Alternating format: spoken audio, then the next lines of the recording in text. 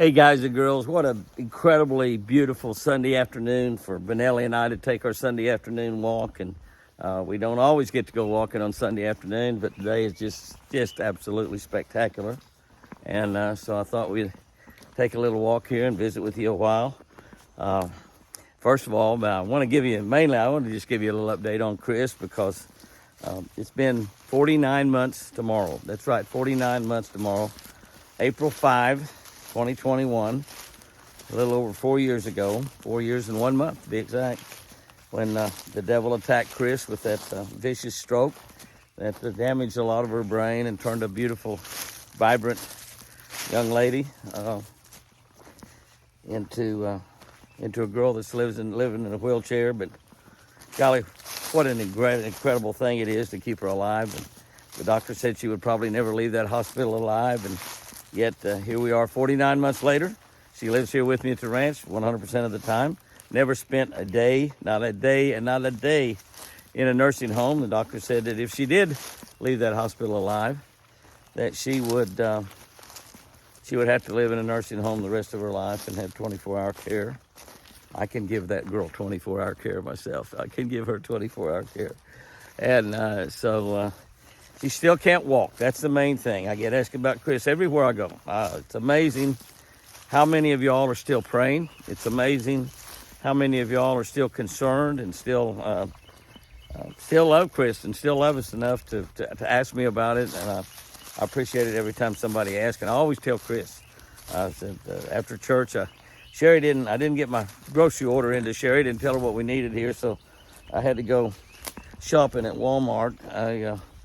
$250. Of course, it's not a lot of groceries in today's time. Bluebell ice cream is up to $10 a pound. $10 a pound. It might be $10 a pound. $10 a gallon. $10 a gallon for Bluebell. And so that's got it pretty high. Pretty high. Yeah, it was last time it seemed like I bought it. I don't know if I even looked at the price, but maybe it was some that Sherry had ordered for me, so I didn't look at the price. I think it was $9 a gallon. Now it's $10 a gallon. $10 a gallon. But I give up everything else before I give up Bluebell, okay? I don't smoke and I don't drink, so I suppose that I can afford to splurge on Bluebell. Butter pecan Bluebell ice cream. I think that is probably Jimmy Houston Twin Eagle Ranch pecans in that Bluebell ice cream. It's very possible and likely that it is, that those pecans come from southern Oklahoma. Quite likely some of them come from right here off of this ranch, so that'd be a good deal. They do use a lot of native pecans. We have a lot of native pecans in addition to our approved pecans here. Look at the lake back here behind me. That's a pocket that comes in right here. Water is running still in the lake. It's running right now, barely. We've had a tremendous amount of rain. Have another couple of inches, 2 or 3 inches planned for this coming spring, this coming week. We still got a lot of spring in front of us. Not summertime yet, it's still spring. Turkeys are still gobbling. Turkey season is still on in a lot of places. I did not get to go to Missouri nor Kansas to hunt this year, which I would have certainly liked to. If you'll notice, I'm watching the ground as I walk because very definitely a beautiful afternoon for a big old diamondback or a timber rattler to be out wandering around. And if he is, I do not want to accidentally step on one. I can walk pretty close to one and not get bitten probably, but if I step on one, that's not good. That's a bad situation would happen, and that would be a rattlesnake bite is what it would be. And that's very, very bad. Normally doesn't kill you, just makes you wish you were dead. But Chris is doing incredibly good, and some days she talks really well. Today, I haven't been able to understand much of anything she's been saying. But we had a tremendously great church today. Our preacher, Chopper McCartney, lit it up, did a tremendous job. And, you know, one of the things I wanted to mention about Chris that I haven't really talked about it very much is how Chris has really handled all this. You know, we've always talked about her physical situation and so much of her brain being damaged from that stroke, which causes her to not to be able to use her right arm, not to be able to walk. And of course, not be able to get all the words out that she's thinking in her brain out to come out of her mouth. She knows what she wants to say. She just can't say it a lot of the times.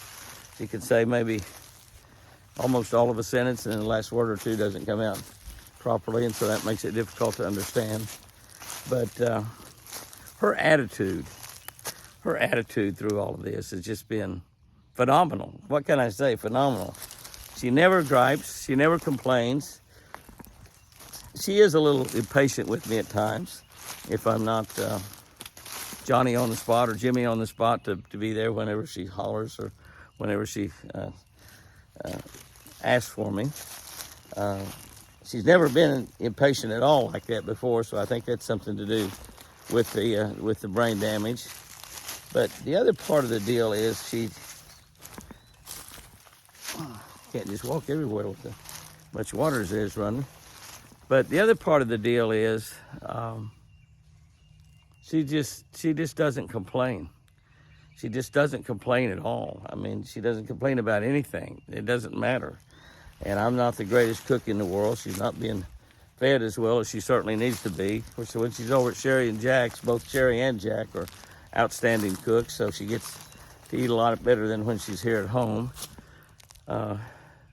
Carolyn comes in a day or two a week and helps me take care of Chris quite a bit, and she can certainly cook a lot better than I can. But when Sherry gets to go over to Jack and when Chris gets to go over to Jack and Sherry's, that's a real treat. Treat for me too, because I get to eat there usually once or twice when we go over there. And it's a tremendous cooks, both of them. And they're always cooking a lot of stuff and some stuff I never even heard of. They're cooking, but it's always good. But her attitude has just been amazing. She has never really had the faith that she would walk again. She probably has more now than she's ever had, but I kept telling her, honey, I got enough faith for both of us. You don't have to worry about that. I have enough faith for both of us. But she the amazing thing is she smiles. She smiles. She likes to see me smile. She is loving all the time, and just she's the same incredibly great woman that she was before that brain injury and that stroke, in a standpoint that she's always thinking about somebody else. She's always concerned to make sure that Benelli's got enough food. She's always concerned if somebody else is around, make sure that their needs are taken care of, make sure that I'm taking care of their needs. And, we still entertain a lot, even though Chris is not there to be able to help me entertain the way that she did all of our married life. We've been married 61 years. But she's always concerned about everyone else, which is incredible when you think about her injuries and the things that she can't do and can't use, like her right arm and her right leg, and can't use her speech properly, and yet she's concerned about other people. That's amazing to me. And she doesn't hurt anywhere. She's not in any pain. There's a lot of people out there that's in pain every day, particularly when you get up people that's my age or even her age. She's 77. She's younger than me. Seems like quite a bit younger than me, but she doesn't hurt anywhere. And I suppose that right arm and right leg might hurt if she had any feeling in it. But she doesn't have any feeling in it, it doesn't hurt.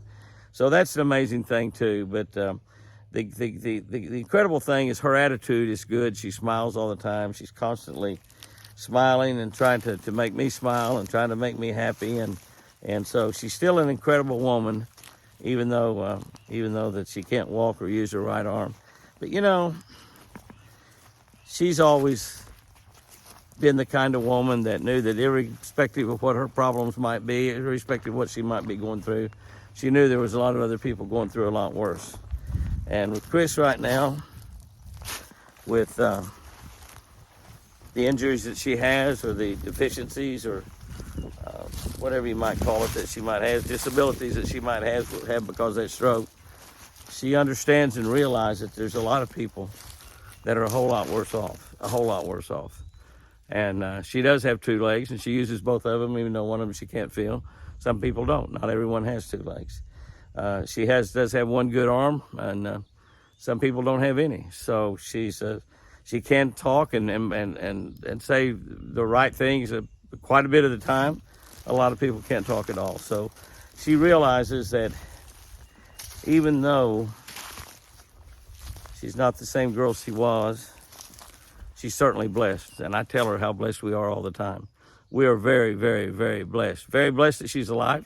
She's alive because thousands, tens of thousands, hundreds of thousands of y'all prayed. Many of y'all still praying, and I appreciate that. And I know you are because you tell me you are. Everywhere I go all around this country, I hear people say, how's Chris? How's Chris? How's Chris? Some of y'all can't even remember her name and just say, how's your wife? Jimmy, how's your wife? One guy told me, Jimmy, I was on your Facebook for a long time. He told me I was on your YouTube channel for a long time, but I haven't been on there in a while. I'm kind of afraid to ask, but how's your wife? I said, well, she's still alive, so I'm glad you asked. and I said, she's still doing good. She's not where the doctor told her she would be, because the doctor thought that she would be in heaven by now, and she's not in heaven yet. She will be in heaven one day. We're pretty confident of that, but she's not there yet. She's still right here with me at the ranch. She's taking a nap now as I walk in the woods. I'm looking around also. I'm looking around a little further, not just at my feet for rattlesnakes, but out to see if I can find some antlers. I was hoping maybe Benelli would find some antlers for me. I haven't been antler hunting at all this year. I haven't been shed hunting. Just haven't had time. And here they are now growing their antlers back, and the grass is getting higher all over the woods, and it's not really a good situation to go shed hunting this late in the year or this early in the spring. You should do that right after they've lost their horns, which is the best time. Benelli can smell the blood and be able to find some antlers, and of course you don't have near as much vegetation growing up in the woods, so it's a good time to hunt. But Chris is doing good. I guess that's the one I can say. I tell everybody she's doing good. She just can't walk, can't use her right arm. She still has trouble with her speech. But she's doing great. I appreciate it each time y'all ask me when I'm out on the road. And by the way, before I end this thing, I'll tell you, I do have a couple of appearances coming up. The next 2 Wednesdays, I will be out there. But before I do that, I was going to do this at the start of the day. Let me congratulate Patty Gasso and our University of Oklahoma softball team, our girls softball team. We just won the Southeast Conference Championship for the first time. First time we've ever tried to win the Southeast Conference Championship. We beat many of their Southeast Conference champions in the College World Series on the way to 8 national championships, including the last 4 years in a row. But we, in the first year in the Southeast Conference, we won the regular season national championship over Texas A&M, which is one of the old Big 12 schools. And congratulations on a great year. We lost all but 2 of our players, and we lost 3 of our pitchers, our top 3 pitchers last year. So basically we got a bunch of freshmen and a couple of transfers at the University of Oklahoma, but they did good, won the Southeastern Conference. We're ranked number 1 in the country this week. Might fall down to number 2 this next week because we did lose 2 out of 3 games at Florida with a mysterious strike zone. That's all I'm going to say about that. A very mysterious strike zone that the umpires were calling in Florida this last week. And it seems like that they did give the home team a little advantage down there in giving them 4 strikes many times and only giving Oklahoma 2. So we had a little disadvantage, but that's okay. We don't mind that. And we should have won the games anyway. We lost the games because the 2 games we lost, we actually played pretty poorly and didn't play that great in the one we won, as a matter of fact. But I imagine after we won that national championship, the girls honestly probably had a little let down, a little hard for them to go out there and play as well as they're capable of, because they certainly did not play as well as capable of, and I'm certainly not saying anything bad about them. I'm sure Patty would say the same thing. They didn't play anywhere near as well as they're capable of the second and third game of that series. We got the big Southeast Conference Championship coming up this next week, and they don't get to play until Thursday morning at 10 o'clock, but I'll be anxious to see that. This coming Thursday morning, I will be traveling. And the reason I'll be traveling is, like I said, I've got 2 appearances coming up, and we'll let y'all know where they are, because if you're anywhere within a couple, 2 or 3 hours of there, please come and see us. Please come and see us. One of them is a fantastic grand opening, the night of conservation, the evening of conservation for the new Bass Pro Cabela's in Duluth, Minnesota. That's right, Duluth, Minnesota.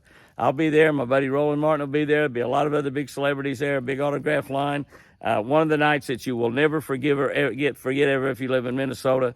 The evening of conservation, I think about 20% of every dollar that's spent there at Bass Pro Shop that night will be donated back to conservation efforts right there in that Duluth area. Not just Minnesota, not all over the country, but just right there in that Duluth area. We'll be donating Bass Pro Shop. Johnny Morris, the greatest conservationist in the history of America, will be donating 20% of every dollar spent there that night to conservation in the Duluth, Minnesota area. So I'll be there this coming Wednesday night, May 7th. That event starts at 6 o'clock. I'll be emceeing the grand opening. And so you want to be there. You want to be there. This is an event you do not want to miss. This is one of those historic events that you'll look back on and tell your kids and your grandkids about. If you've got kids and grandkids, make sure they're there, because it's an exciting evening for the kids. We'll probably have some, I don't know what all we'll have there, but I wouldn't be a bit surprised if we don't have some baseball players from Minnesota, maybe some NFL players, cheerleaders. I don't know, but we usually have those pretty cheerleaders, mascots, team mascots. I don't know what all will be there, but I do know that Roland Martin and I'll be there. I'll be emceeing that event, and it'll just be an absolutely fantastic event. Mr. Johnny Morris himself is there. One of the few chances you may have in your lifetime to get to meet Johnny Morris, the our founder of Bass Pro Shop, and our leader, not only leader in the Bass Pro Shop, but leader in conservation of all of us that love to fish and hunt. So I'll be there this coming Wednesday night, May 7th. It starts at 6 o'clock. Now, another thing I'll be is the following Monday, May 14th, I will be at the Carbon Community Baptist Church. Carbon Community Baptist Church in Carbon, Texas. That's right, Carbon, Texas, a small town with an incredible church. I think the town's only got 100 and some odd members in it, but the church usually has about 350 people on Sunday. So that's an incredible church there. And I'll be down there. I'm going to be fishing in that area. So I'm going to be down there, and I'll have my camera guys with me, and we'll be trying to do a television show or two down there in that Carbon area.